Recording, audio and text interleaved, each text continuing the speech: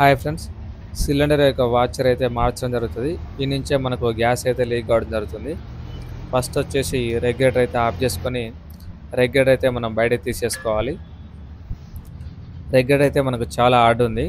First అయితే మనకు ఈ చెర లోపల మనం ఆయిల్ అయితే వేసుకోవాలి. మనకు రెగ్యులేటర్ అయితే చాలా వరకు ఫ్రీ చేసుకోవాలి.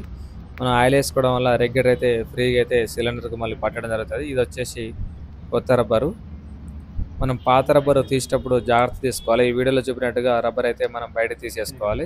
లోపల ఒక పిన్ ఉండడం జరుగుతుంది. దానికి టచ్ కాకుండా రబ్బర్ అయితే మనం జాగ్రత్తగా తీసేసుకోవాలి.